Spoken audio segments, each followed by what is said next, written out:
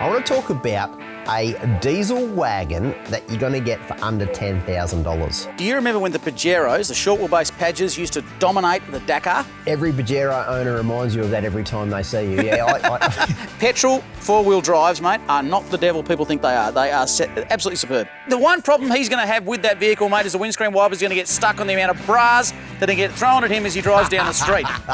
Well, folks, it's that time again. I'm down in the shed with something cold. We're going to crack that something cold, have a sip, and welcome you to another Beers in the Shed. Graham, you there, mate?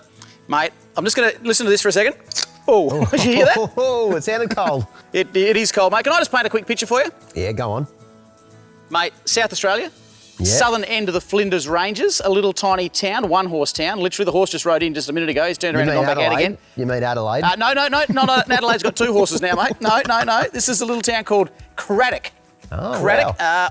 Yeah, we've got camp set up on the side of a one of those beautiful sort of outback rivers with the salmon gums poking up. And over to my right is an old historic pub with 4 kinds of beer on tap, cold and waiting for me, mate. And then it's probably got one of those beers would be like a West End or something, right? It's a West End, mate. It's exactly right. It's a West End. I knew it. You're in South Oz, mate, right in the guts of it. And the other 3 are Coopers. So I think I'm in good company today, mate. We've got a cracking Beers in the Shed to get through today. I'm do. very excited by this We one do. because I know I can probably speak for you as well, mate. Our inboxes get absolutely filled with people asking advice on especially what four-wheel drive can I get on a budget? What can I get as a first four-wheel drive? We're going to go through a stack of different underrated four-wheel drives because in my opinion, there's so many out there that are very popular, of course. We all know those ones, but what about the ones that never get the praise? The ones that maybe are worth looking at to, get your dollar to go a little bit further in the second-hand market. And the market has changed a little bit since we've talked about COVID prices and COVID tax going through the roof. Prices have come down a little bit at the moment. They probably will continue to come down. And as a result, you're going to find some great bargains. Now, of course, we've done a little bit of homework and we bring a little bit of experience to the table. We'll go through some of our key picks. So if you're in the market for a used four-wheel drive, this is the one you need to listen to because we're going to show you how you can get the four-wheel drive of your dreams on a beer budget. We also have a chance, mate, get this one, to win a brand new 300 series with a camper trailer. There'll be more on that one later. We've got some cool deals as normal, prizes to give away, rigs and fails, all the usual, mate. But why don't we kick off with the hot topic, mate? I'll kick things off, mate. The most underrated four-wheel drive. Now, I'm going to chuck a bit of a curveball into the mix, mate. Ooh, and say you're after, a 200, but you can't quite afford it. Maybe you're looking at one of those big 105 series cruisers, but there's too much vehicle maybe for you, or you're looking for an FTE, but it's too expensive. Check out the Prados, mate. I'm going to talk about the 120 Prado, like the 3-litre 120 Prado. Look, they're not super cheap, but they're a great vehicle. Now, I'd be tossing up between, in that range, the Prado or the Pajero. So I'm talking about like probably... I was going to say, I'd say maybe like the NX Pajero, so 2016. If you look at both, 2016 is a good sort of year model because they would have sort of lowish kilometres. They're a newish sort of vehicle, but you can pick them up between about 30,000 to about 45,000. And they're both, of course, got the diesels, the 3-litre in the Prado and the 3.2 in the Pajero. Both fantastic vehicles. You've got to get the Pajero for a little bit cheaper than the Toyota, of course. And if you're doing mostly city driving, a lot of beach work and a few dirt roads, then the Pajeros, I think, are a great proposition to buy, mate. Do you remember when the Pajeros, the short wheelbase Pajes, used to dominate the Dakar? Back then it was called the Paris Dakar. They used to dominate the Dakar. Every Pajero owner reminds you of that every time they see you. Yeah, I've heard that once or twice. But yes, they do hold on to that. And I think the Pajeros through the ranges were all good vehicles, mate. I've never heard about an unreliable Pajero. So there you go. Go figure, mate. Didn't you set one up for some friends of yours that would come across from, I don't know where they came from, Europe or something, and you set a Paj up for next to nothing and they drove around Australia in the bloody thing and then sold it?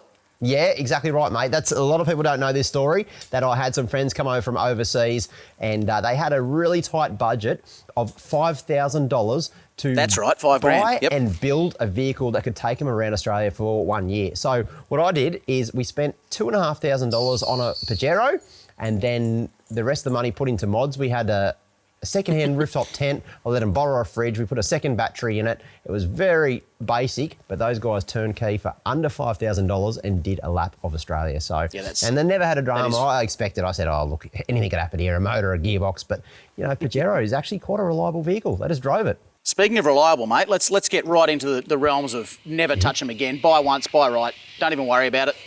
Leaf-sprung GU Patrols, mate. Now, before you say anything, what's our camera car, mate? It's exactly that. And let's exactly be honest, that. And where's it been? Perplexed about it, the fact that we'd choose that. Underrated 100%. One of the main reasons we went for that vehicle, mate, was because of the ability to give it a massive GBM upgrade. That's something that's not looked at as much as it should be these days, and that is keeping your car legal, making sure you can tow what you're wanting to tow, making sure you can keep in the car what you want to keep in the car without being over GBM. And those vehicles are, well, they used to be cheaper to buy. People are sort of cottoning onto that these days, and you know, you're starting to find that they are commanding a bit of a price, but you're still picking them up reasonably cheap, mate. You can get ex-fleet cars. Fleet cars are good. Why are they good? Because they have to be maintained. They have to have a record of service history. So fleet cars are not as bad as you might think. Try and get one with lower kilometres on it, and they have to have been serviced regularly in order to keep them going.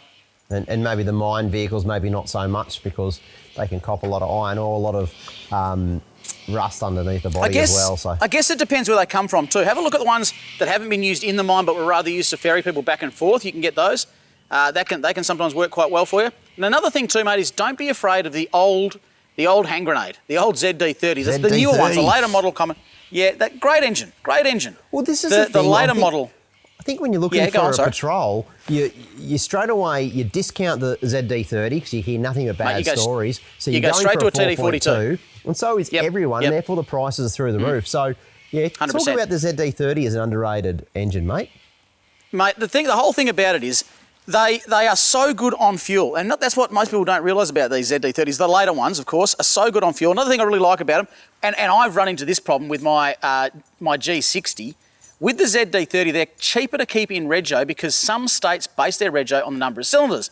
So what's my G60 worth, mate? Let me be pretty honest with you. She ain't worth much, mate. I reckon if I got $1,500 for her next week, I'd be laughing. But the rego for that cost me $1,200 a year, more than the damn car's worth. Because it's a six-cylinder and not a four-cylinder like the ZD. Exactly, mate. Exactly. That makes sense.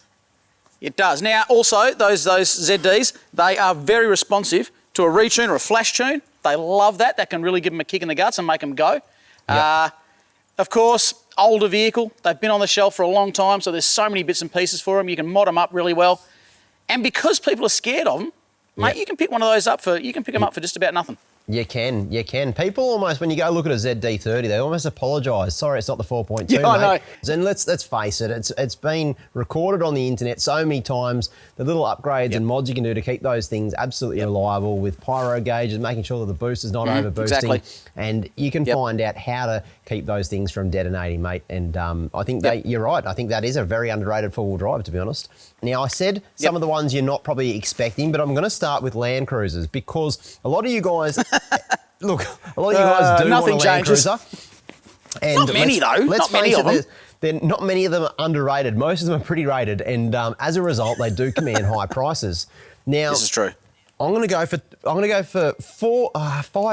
six types of Land Cruiser that you should probably look out for. I'm going to start things off. So basically everyone ever made. Is that what you're going to say? All of them are underrated, hey? Especially these 80s behind me. No, the first one is an FZ80. So it's the 4.5 petrol 80 series. Now, the price of those are definitely coming down. And I'm also going to chuck in the 105, the FZ 105. So the petrol six-cylinder with the same motor, a little bit more modern 105 series. Those vehicles still, I think, represent fantastic value for money, in particular the 105 series, because they're a little bit newer. They're going to use a little bit of fuel because they are a petrol, but they are absolutely bulletproof, those things. And the price that you can get those for, they're starting to come down a little bit in price because people are starting to feel the squeeze at the fuel pump. They're also feeling interest rates come up. So these petrol four-wheel drives that are, known as gas guzzlers, they're going to get cheaper and cheaper in the next coming months. So they're ones to look out for. I'm also going to add in the 105 series, the 1HZ, because it's sort of the ugly duckling when it comes to Land Cruiser diesels. Everybody wants the FTE, or they want the big 1HDT or the FT motor. The 1HZ, it's legendary for a reason, very reliable, and they came in many, many vehicles. So you can actually find a good 1HZ 105, especially if you get the old GX model, the one with the barn doors. You can find those at an absolute steal sometimes. The best is trying to find one on the side of the road with a little bit of cardboard in the window, one that's not up on Marketplace or Facebook. They're the ones to look out for. The old bloke that's had that thing from brand new, and he's selling it because he's got a brand new 200 or 300 or something like that. Righto, well, I'm going to come straight in and go a bit old school. I used to own one way back in the day. It was a short wheelbase, TB42. So the TD, of course, is the diesel, the one everyone wants. But the old model GQ Patrols with the TB 4.2s in them, mate, there's nothing wrong with them. There's nothing wrong with them. They're old school. So, yeah, they do drink a little bit, but your service intervals, they're doubled. You're not going 5,000 Ks now. You're going every 10. You're not putting 2 oil filters in. You're putting 1. Yeah. They're much cheaper, so much cheaper than the TD42s because everyone wants the TD42. No one wants a TB42. Yeah. The engine is bulletproof. They'll do a million Ks. They're hard to kill. And in my mind, the money you're saving buying that vehicle versus buying the exact same vehicle with a TB42 in it, TD42 in it, you're going to buy a heck of a lot of fuel, my friend. I'd probably go and look at the EFI ones over the carby ones if you had a choice. I mean, the carby, especially if you live where you're going to do water crossings, they don't like that at all. Yeah, and we had a few dramas with Daryl. Look, let's not be mistaken, that thing goes everywhere, but it has been a little bit unreliable. I think the EFI ones, if you can get an EFI TB, I think you're absolutely laughing. I know Jesse's a big fan of those ones, mate. I think he'd marry one if he could. I really think he would. Now, I'm going to go into the ute category here. I'm going to say one thing, that Hiluxes, as good as they are, I'd probably own one tomorrow, they are a little overrated. Sorry, Jocko. They are overrated from the sense that they're so popular that the prices do go through the roof. So if you're in the market for a Hilux, but you're like, crikeys, they're expensive, you and everyone else, I'm going to give you a list of a couple of other vehicles to look at. Now, the first one I'm going to go with is a 2010 BT50. So that's the old 2.2 litre, the last of the first generation BT50s. I think they were a fantastic vehicle. Again, with all of these vehicles I'm about to mention, yes, there's going to be every single vehicle's got its little list of issues, I suppose, but you can find out about those, and you can get on top of those pretty quickly, but you can still get a bargain. So I reckon the last of the 2.2s were worth looking at, and probably the early 3.2s, so the second gen, they were nearly double the horsepower. They were. What year are we talking about? Sorry, I'm talking about. I think they were about the 2011 to 2015. That's the 5-cylinder 3.2. That was an absolute ripper of an engine. It was super fast and super efficient. I remember test driving those when they first came out, and they were great. I never heard too many bad things about those. They're very reliable vehicles. Was that the one you test drove through the Simpson Desert? Yeah, I drove one of those through the Simpson Desert. We put 60,000 Ks in a year or something on that vehicle, and everyone from like the cameraman to the grunt in the office, i.e. me, got to drive that thing around. It was like the company car, and if we couldn't break it, I'll tell you what, it won my heart, that vehicle. And that says a lot, doesn't it? It really does, and it was just super reliable. I also would say the RC Colorado. So I'm talking about... the Colorado, the old collie. Yep. Yeah, the old collies, mate. 2008 to 2011. Of course, they came with that 3-litre 4JJ1, the same one that was in the Isuzu diesel. D-Max, yep. Exactly right. They're tough, and I think they're great. I will say one thing, just going back to the BT50. Now, the earlier ones, I did suggest those. Now, they are as ugly as sin. And down there. Well, someone out there owns that, and it's their pride and joy, mate. Mate, they are. But take the front bumper off, put a bull bar, a couple of spotties on the front, and holy heck, you've got a good rig. You're gonna pick one of those up anywhere between about $7,000 and about $13,000. Now, for a ute, that's ridiculous. A 4-wheel drive ute, that is an absolute bargain. And it's only, well, let's face it, what is that, about 13 years old? It's not even that old, really. Not even old, no. No, so I think that's an absolute bargain. Speaking about ugly ducklings, don't forget the Triton. Sure. The old Triton. I'm talking the ugliest of the Tritons. Remember Stew Dog's Triton? Yeah, that's the one. That's the one we're talking about. Yep. The MN, which was the one we're talking about. What year was that? 2012-ish, around that sort of era. You know, you can pick those up for probably around the same price, around that $7,000 to $20,000. You know, for a dual cab, you're going to be spending more. For a single cab or an extra cab, you're going to be spending less. Now, they were ugly as sin, but again, if you do a couple of mods to them, they're still going to be ugly with a few mods. But guess what? You got a reliable, fuel-efficient turbo diesel ute. And if you wanted the same equivalent Hilux, you're going to be spending $10,000 more. Couldn't agree more. But to all Triton owners out there, just DM me and I'll give you Sean's number. You can get in touch with him and just have a bit of a chat about the front end of those Tritons. I'm just keeping very quiet on the topic. At the end of the day, I suppose. It is. It really mate. is. There's people that have fallen in love with me in the past. So somehow. I find that hard to believe, but somehow. Yeah, maybe after enough of those West Ends, mate, down at that pub you're at, who knows? Yes, I'm concerned about that tonight, mate. I'm going to have to lock my caravan door. What about on the topic of utes, mate? What do you reckon? Okay, I'm going to go to. I've got a couple more to share, mate, and they're not going to surprise you too much because they're not straying too far from my garage, to be fair. But one car, I think even you'd like to own, just because of the fact that. Well, I'm going to go straight out there and say it. The old TB48, the big 4.8 litre Patrol. Yeah. Now, do you remember that trip we did back in the day to Tasmania, where one of the guys had that off-tap TB? Yeah, Jake. And he would just limiter bash it all the way. Everywhere he went was on limiter. That thing it could not die. 100%. Could not die. Now, have a think about how much we chase in the older model diesels to try and get almost half the power that a TB would have. Yeah. So much money we put into these older models to try and get half the amount of power. With these old petrol engines, drop them back a gear, rev the guts out of them, they'll go up any hill, they'll tow anything. Yep. You can pick them up for next to nothing because, of course, everyone's so scared, yet again, of owning a big cylinder petrol engine. Yet those things are just crazy. It's true, mate. It's true. I've actually got a mate who's been towing a boat with one recently. Mm-hmm. He rang me. He's about to put his on the market for $13,000. And yeah, right. There you go. Yep. And it's a 4.8 Patrol. I reckon that's an absolute bargain. If you could get a wagon between that $10,000 and $15,000, let's face it, they're a GU, so they're nice and new. They've got all the mod cons. Yeah. Plus they've got all the power. You can tow. You can do anything with them. Yep. I mean, and they've got the running gear that can handle it too. Well, if you wanted the equivalent 4.2 diesel, what are you going to be spending, mate? Between what, 20 and 30 grand? Yeah, 20 and 30 for the exact same shell body, running gear, etc., etc. It's just a different engine. And then so you're talking almost twice as much. Yeah, exactly. Yeah, you're going to add another 5, 6. Yeah. And then all of a sudden, and the fuel prices, you're probably going to be saving 5 litres to the 100 when you're towing. Yep. And at the end of the day, everywhere you go, you're going to be keeping an eye on your EGTs. You're going to be looking at your engine temps if you've got that 4.2. The 4.8. Black out your dials. You don't need them. They really are like that. You don't even worry about that. And at the end of the day, the difference in price between the petrol and the diesel, and you're thinking, but I'll save money getting the diesel, it's probably going to take you about 20 years of motoring to actually realise the servicing and extra fuel you're going to be paying.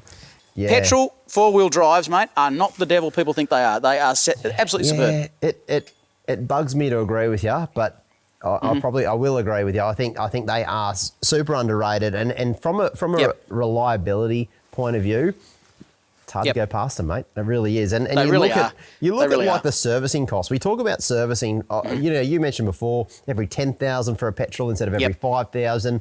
There's a heap of things that make it cheaper. But then when you start getting to things like, obviously diesels have injectors and fuel pumps, which are huge dollar ticket items. So all the fuel system on a diesel, if you have to replace that, you're up for $10,000+. The equivalent parts to make a petrol go, we're talking about spark plugs, we're talking about a coil, we're talking about a $100 fuel pump. We're under $500 for the whole lot of the fuel system. Yeah, exactly. The equivalent diesel would be $10,000. So the price difference, at the end of the day, the cost of ownership over 10 years, you're not going to realise any savings by getting a diesel. Yeah, look, I think one of the big things, while we're on that topic, one of the big things we get with petrols, of course, is we're always being asked, but you can't get petrol everywhere. Petrol runs everything in the outback. It runs lawnmowers, it runs chainsaws, it runs generators, it runs just about everything. So if you come to a service station, you're going to get petrol. You are. You're not going to not get petrol. What's going to happen, though, is you're going to get a lower octane rated petrol. And for some of the modern vehicles, like mine, for example, that can be a bit of a problem. But my vehicle is designed to read the petrol, sense it, lower its map. It'll knock a little bit for a while, and then it'll just drop down a couple of power ratings, and away you go. So 91 doesn't bother my vehicle. You just got to not run it like a racehorse. With the older petrol engines, all you got to do is carry a bit of octane booster with you. Chuck it in, chuck 91 in, and it'll run it all day long. I can even run mine. We're heading up right through the Central Desert the next few weeks, mate, and I'm going to have to run my Series 5 on Opal Now, there'll be Series 5 viewers out there right now that'll be turning over in their seat going, what the heck are you thinking? Opal, of course, is just 91 without the smell added to it. Yeah. Yep. This old girl behind me here, she'll run it no problem at all. She'll just remap her engine. She'll drop down in power, and I'll use a little bit more fuel, but it'll run 91 everywhere you go. And so there's no problems with owning a petrol engine in the Outback. Even a modern one. Yeah, and of course the old Even ones, a modern they don't care problem. what petrol you chuck in them as long as they got something. Mate, you could chuck just about anything in them. Avgas, they'll do anything. They don't mind it. They love it all. Now, I'm going to do a bit of a 180. We're talking about some modern vehicles here, and we've covered off utes. I want to talk about a diesel wagon that you're going to get for under $10,000. And you're probably thinking, hang on. Heck, yeah. How many of these have you had, Shauno? Well, not enough. I'm going to start talking about a Discovery One. So the old Land Rover Discovery. Again, something we don't talk about. You've been in the Brisbane office, haven't you? Show. Yeah, exactly right. Jordan is in our team, of course. He has had all the Land Rovers that exist. He's a huge fan. And so we had a bit of a Land Rover discussion, and he assures me that the Disco One, and I agree with him. That would have been nerdy. With the old 3-litre turbo diesel intercooled engine, the TDI. That's a basic old mechanical diesel. They're very reliable. Not that much can go wrong with them. And the price you can pick up one of those Jordan's wagons. not so much.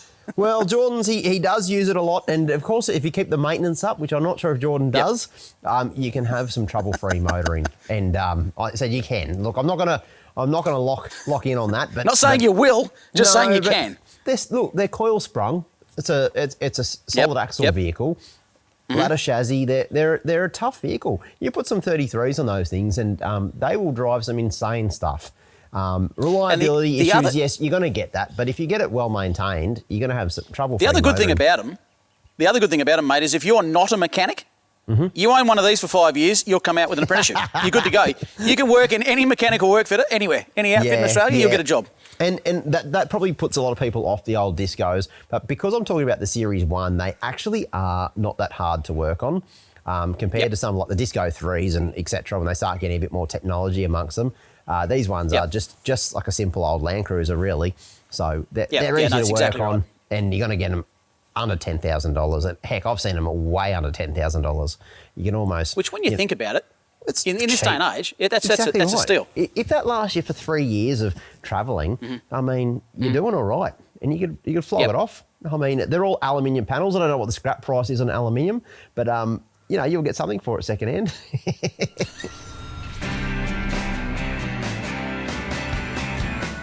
Righto guys, it's your last chance to save 36% off a complete UHF and antenna package from Oricom. This is the UHF 360 and you can get it paired with a black 6.5 dBi antenna for just $289 with free delivery anywhere in Australia. It's the exact same radio I run in the Little Pony Lux. I've had it in here for a couple of years. It's never let me down. Awesome bit of kit. What I like about it, all the controls are on the handpiece, nice and easy to use. I've even tucked the transceiver behind the dash. It's nice and compact. It's just hidden up behind there because you get a nice long cable. I've got it mounted on this side, but check out the antenna. This is a black 6.5 dBi antenna. It's an awesome all-rounder. So if you're keen to get a ripper deal on a new UHF and an antenna to go with it with free delivery, don't miss out. This deal isn't going to last that much longer. Go to oricom.com.au. The guys over at Marta Cars for Cancer are giving you the chance to win a brand new Land Cruiser 300 GR Sport, decked out with a Patriot X3 camper trailer, 2 e-bikes and over $30,000 worth of cashable gold bullion. And you can enter for as little as the cost of a couple of schooners. It's the dream setup for any red-blooded adventurer. And the team at Marta Cars for Cancer are running the lottery, where one of you lucky folks at home will win this. Plus 2 e-bikes, cashable gold bullion and tickets start at just $30. But most importantly, every ticket sold in the Cars for Cancer lottery funds important cancer research and patient care at Marta. These keys and the entire setup behind me, plus so much more, could all be yours. So do yourself a favour and jump on the website right now, carsforcancer.com.au, and get yourself a ticket. This is literally a once-in-a-lifetime opportunity. We actually put the question out to you guys about what do you think are the most underrated four-wheel drives. I want to kick things off, mate. Here we go, from Jaden. Petrol Pajero. Mate, you've said it before, yep. I got to say, yeah, I absolutely agree. He's talking about the older ones as well. A 97 NL. Now, he picked this up for $400.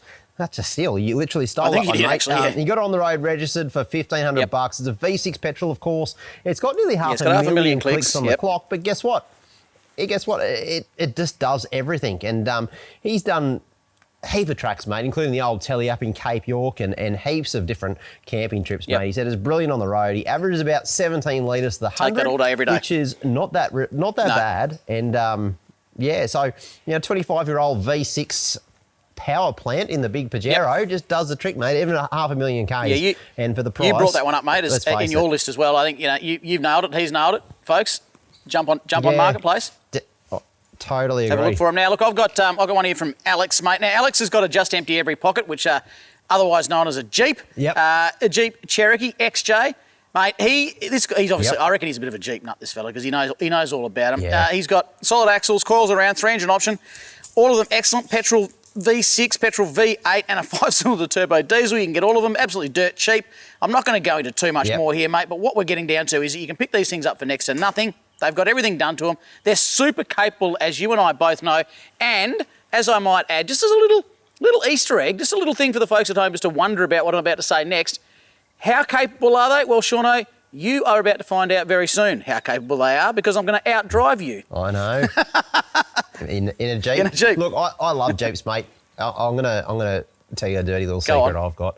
And my dream vehicle as a kid wasn't a big Land Cruiser 80 series or a 75 series. Was it Patrol, wasn't it? Nissan Patrol. Oh, okay, right.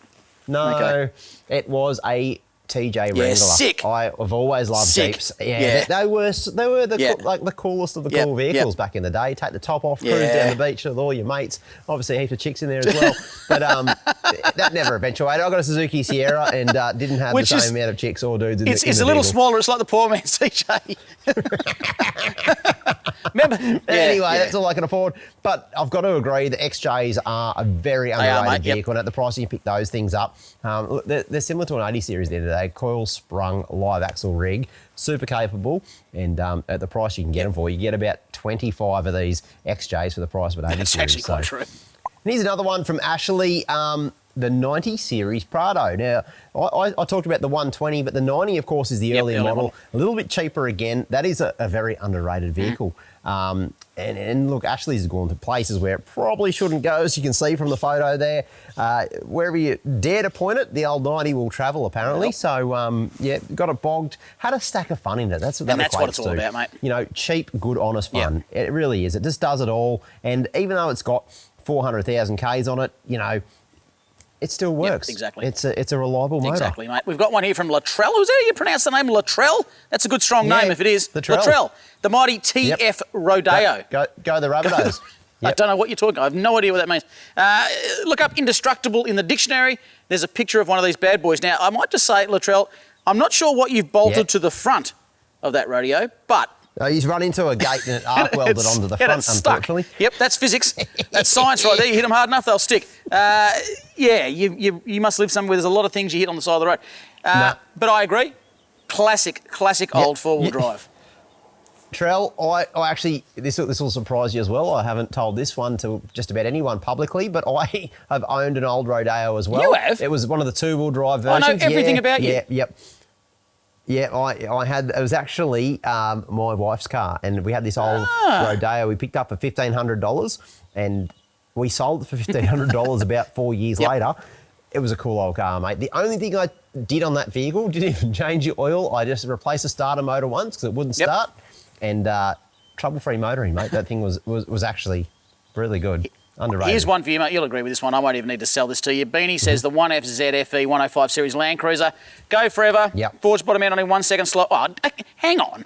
Only 1 second slower than the 100 Series V8 over the quarter mile. What? Okay. What? I'm going to have to take... I've never seen that episode of Fast and Furious. How many gears did he have to go through to hit the nitrous button? Vin Diesel was in the old 100 Series. No, I didn't. Why is he so furious? Anyway... 15 to 20k for a good one compared to 35 to 50 for a diesel FTE.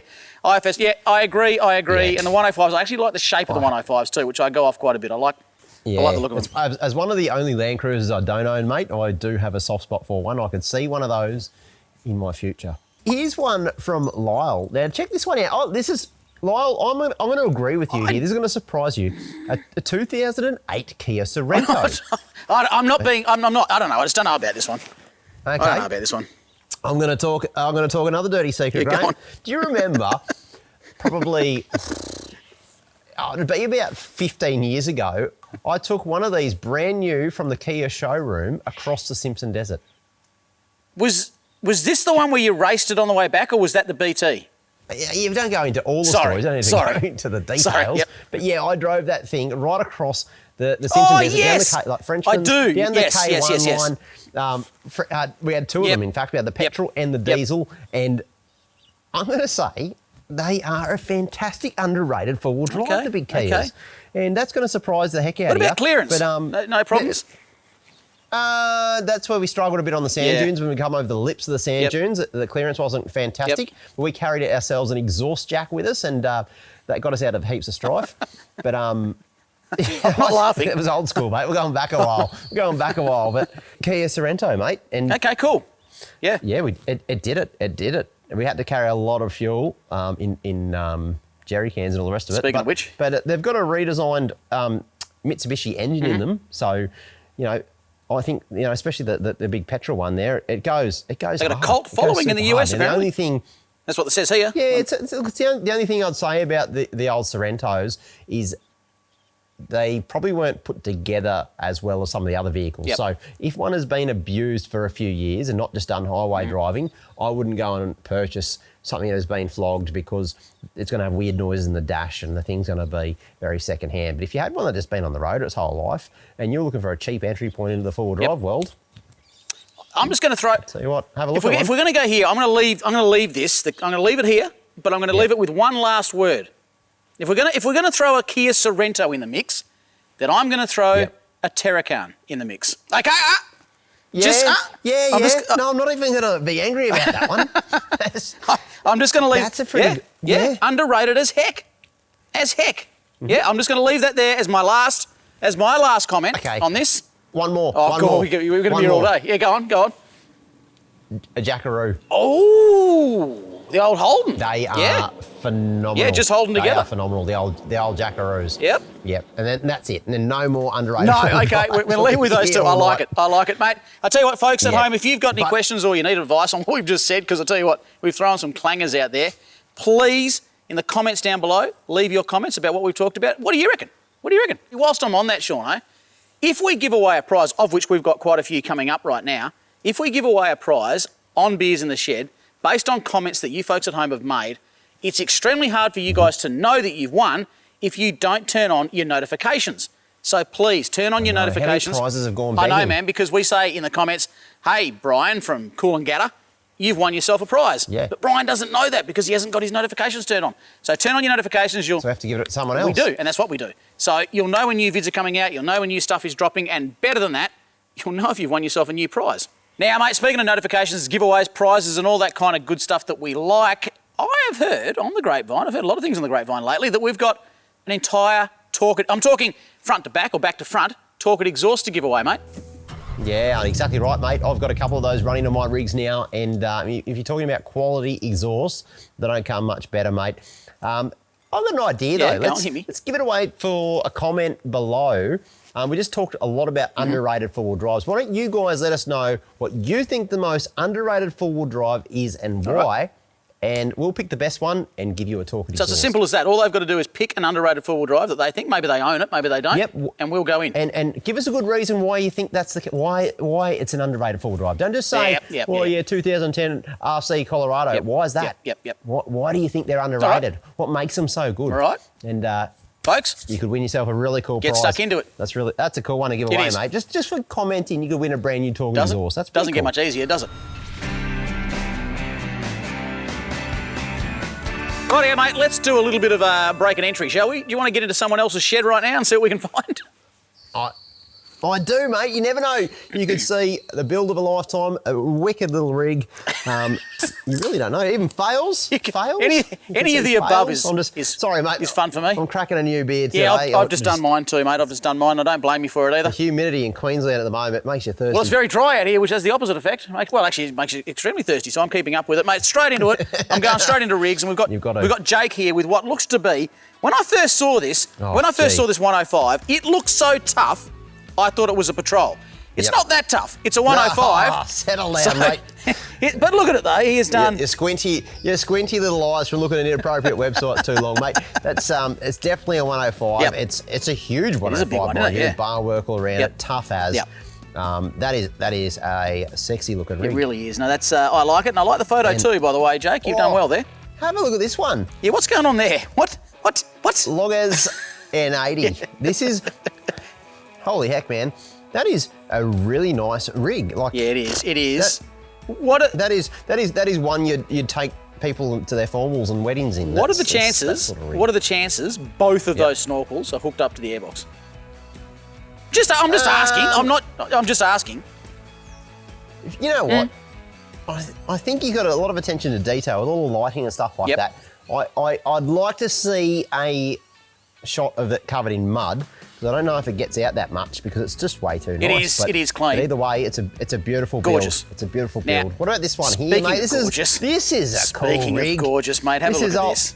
Yeah. This is only 2 years older than Shorty, mate. This thing's only 2 years older than Shorty. And, well, a lot can happen in 2 years because I tell you what, Shorty doesn't look that clean. This is a 1990 GQ Patrol. Purchased stock when he was 17.